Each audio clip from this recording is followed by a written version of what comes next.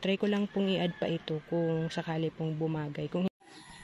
Hello mga plantito-plantita. Good morning, good day pa sa inyong lahat. At ayan, nais ko rin ulit bago magpatuloy ang magpasalamat sa panunood doon sa napakahabang video ko na naman, yung garden tour.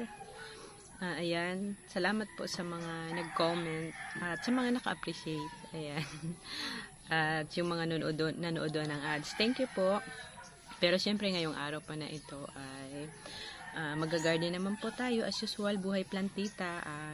Gusto ko na mag-start habang hindi pa ganung kainit. At pag maulan naman ang hirap mag-vlog and then magtrabaho kasi maputik, madulas. Kaya bago naman maging tumirik yung sikat ng araw ay dapat makapag-start na po ako para marami akong matrabaho, magawa. Kaya syempre bago po ako magpatuloy, dito naman po sa panibagong episode po na ito na gusto kong i-share sa inyo. Ito po ay about doon sa mga plants ko po. Kung naalala nyo po, di ba po nag-ayos ako dyan. May mga, kahit paano naman po ay mayroon akong mga mangilan-ngilan na mga bonsai. Yung mga baliti na halaman ko. Hindi ko pa po yun napipresent sa inyo kung saan ko sila nilagay. Kaya yun po yung ating aayusin.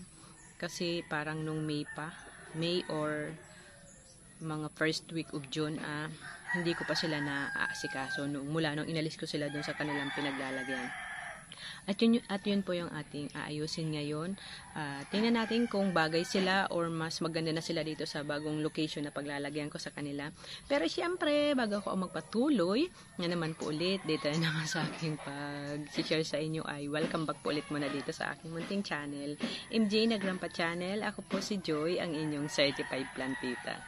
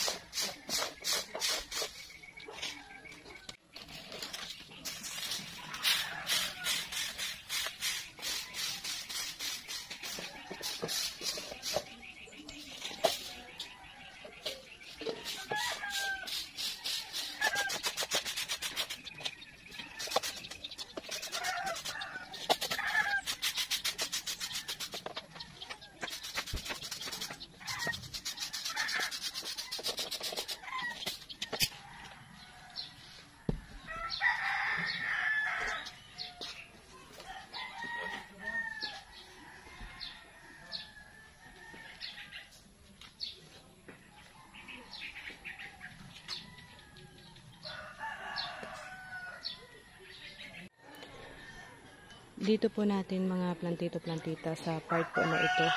Kumbaga ito ay dating side, sa may side ng kubo dati. Ayan, dyan po natin iayos itong mga bonsai na naalis po doon sa may tabi ng kalamansi doon sa isa ko pong garden.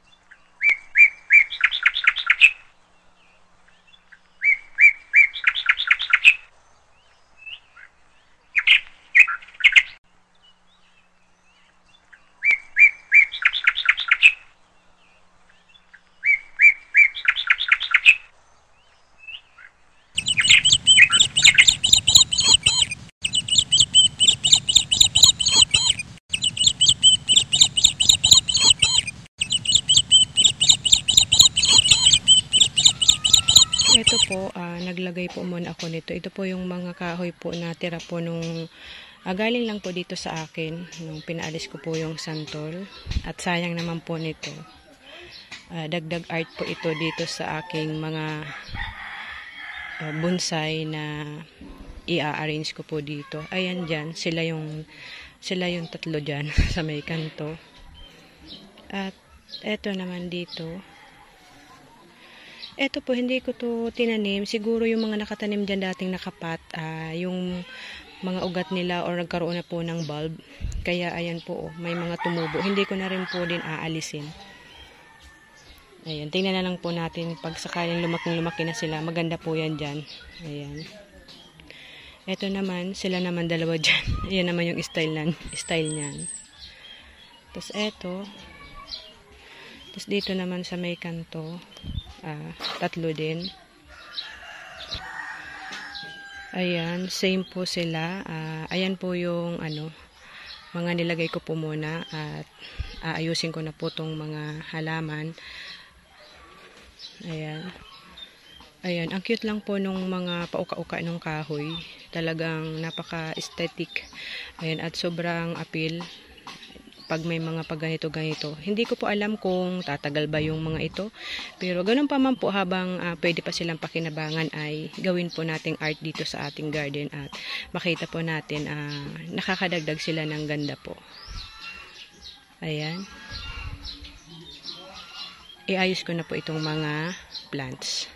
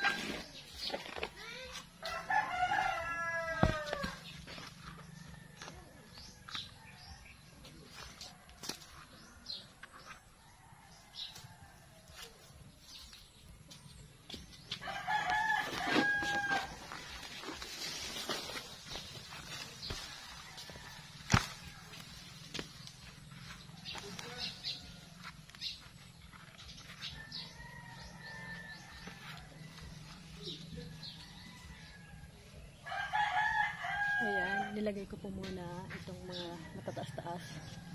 Ayan, sa kantuhan. Saka tayo i-insert na lang natin yung medyo mga mababa-baba po.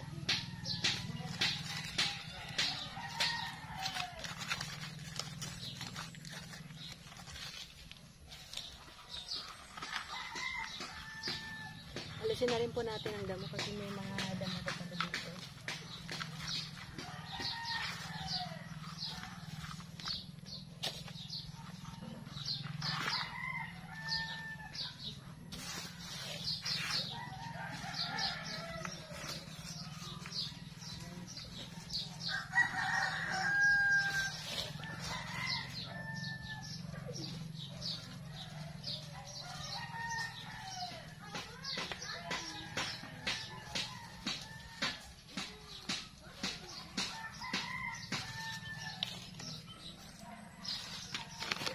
Ayan, inilisan ko lang po ng damo naman para malinis. At saka na po natin i-add yung iba pang mga plants na dapat nagsama-sama po sila.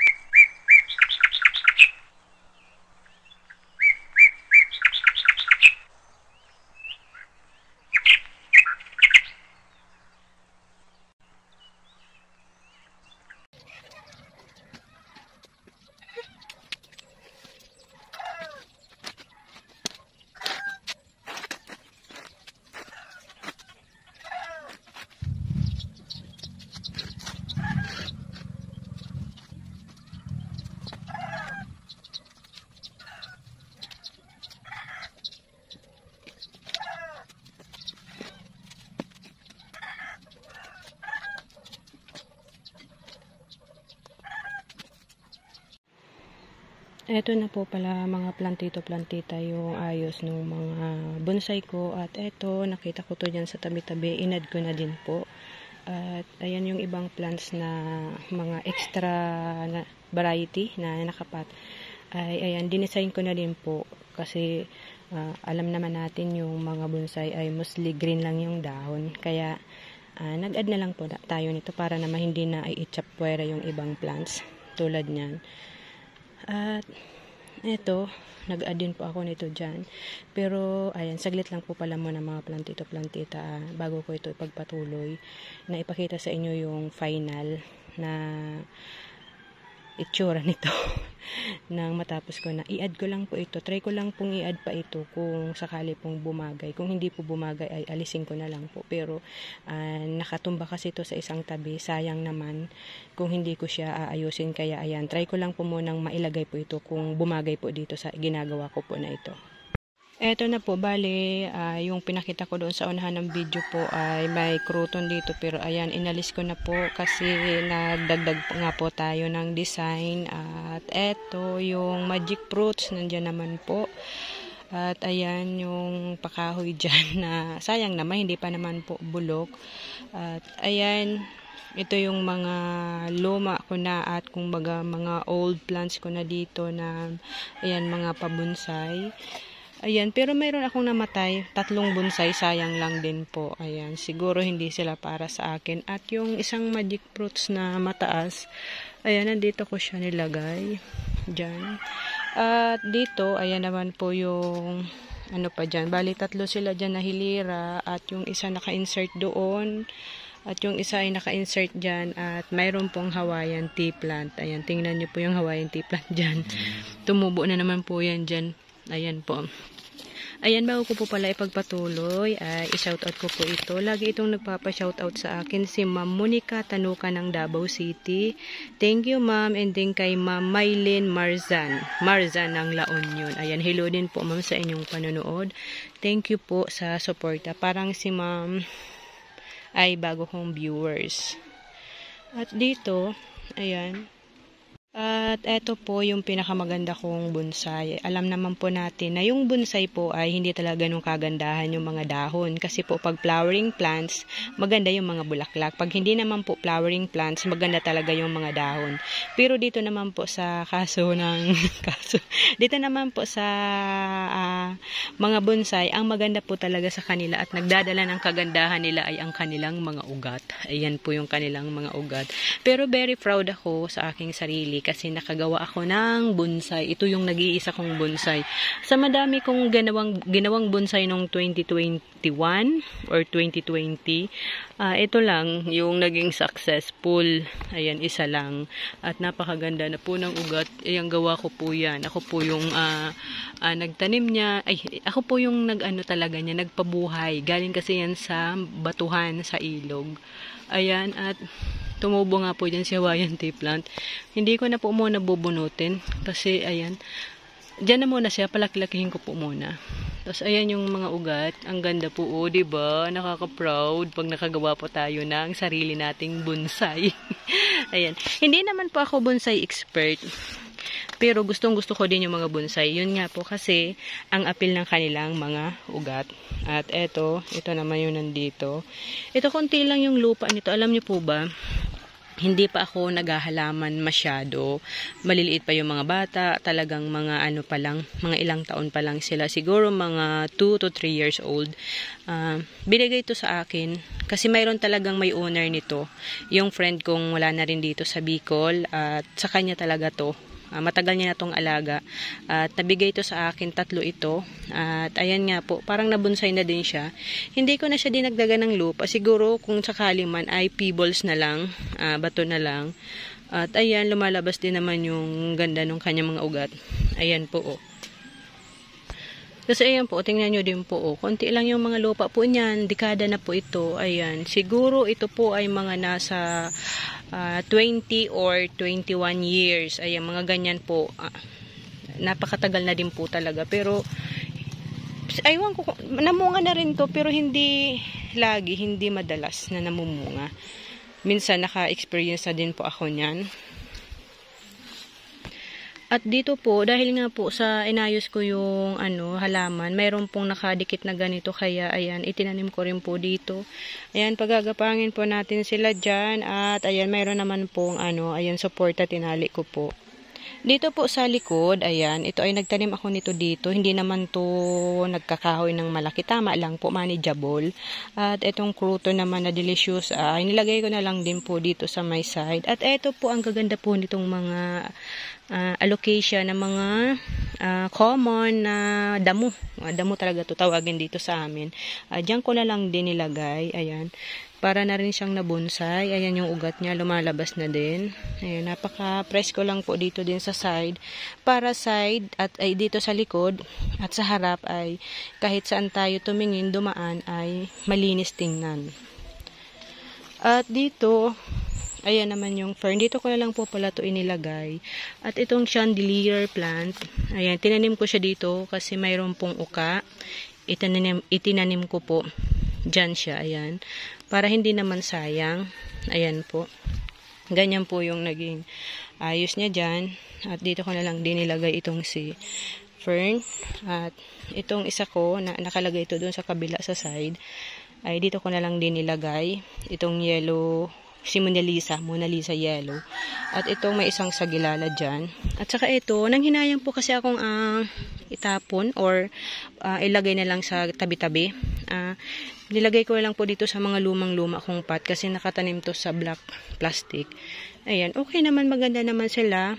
Dagdag presko kasi kahit plain lang yung dahon nila. Ayan, green lang.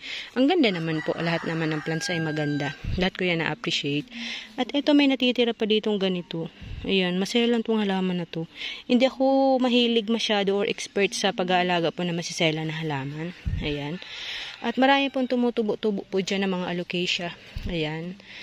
Hindi ko po yan itinanim.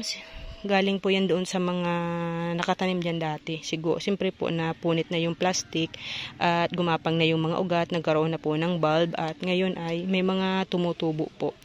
Kung sakali man pong lumaki ito, Ayan, mag-adjust na lang po tayo ng ayos kung sakaling medyo makakaharang-harang na rin itong mga kahoy dito or kung mabulok naman na ito. Pag nabulok naman na to, hindi naman to magtatagal kasi naka-ano sa lupa. Siguro po, kung nakasemento yung dulo at hindi siya nakapatong sa lupa, baka may chance na tumagal siya, mas tumagal pa po lalo. Pero sa ganito na nakapatong sa lupa, hindi siya ganun tatagal. At hindi naman to yung mga super tigas na klase ng kahoy. Ito yung nasa dulo, nasa may dulo na. Hindi talaga yung doon sa may pinakapuon po. Kaya ayan, at least po, nailagay po natin dyan na design. At ito po yung view niya nung hindi ko pa po na-add itong plants po na ito. Itong plants pa na gumagapang. Ayan po yung kanyang view. Ito naman po yung view niya at itsura niya nung nalagay ko na po. Dito ay ganyan po yung ayos. Ayan, para mas malinis din po pagdaan dyan. Nilagyan ko din po nitong slab, itong kahoy kasi hindi naman nagagamit. Pwede naman yan igatong pero pwede pa naman natin pong i-design sa garden dyan. Nilagyan ko na lang din dyan. Gusto ko lang po para maganda rin. Ayan, feel ko din siyang lagyan. Ayan yung view niya. Yung ayos niya dyan, sa may side po na yan. At eto na nga po yung na-add ko. Ito po, sayang po kasi ito, nakatambak po siya dyan, nakatumba. Ito po, nakakapit lang to dyan, hindi ko na lang inalis. Gusto pa naman kumapit at mabuhay itong si Green Emerald na Philodendron. Ayan, design din siya dyan, na hindi siya dito nakalagay, kundi sa labas po ng pot. Ayan. At eto nga po, ito yung plants. Ngayon po ay siyempre nalanta ito kasi siyempre na-stress at binunot ko to doon sa paglalagyan niya kasi nakabaon ang mga ugat nito sa lupa kahit sila ay nakabagsak. Kaya ayan. At nilagyan ko po ng ganyang gapangan para lang po sumuporta dito sa kanyang pinaka-vine. Itong ano niya dito kasi mabigat po ito. So ngayon po para sumuportang gumapang at maging stable kaya nilagyan ko po niyan para gumapang sila dyan. Kung ito po ay makatulong sa kanila goods, kung hindi ayan, tingnan na lang po natin yung magiging result po nitong ginawa ko po. Ayan, ito naman po yung ayos na mayroon na pong nakalagay na pakawayan dyan at etong gumagapang na halaman. Yung kanina ay yung wala lang na nakalagay nito at ayan, iba naman. Ayan, na-add dyan. Ayan yung na-add. At ito yung view pag nandito ako sa may mga crouton and pot. Ganyan lang po kasimple. At nag-add ako nitong slab din dito. Dalawa yan na pinagdugtong ko. Kasi yung isa bitin. Kaya nagdugtong po ako ng isa.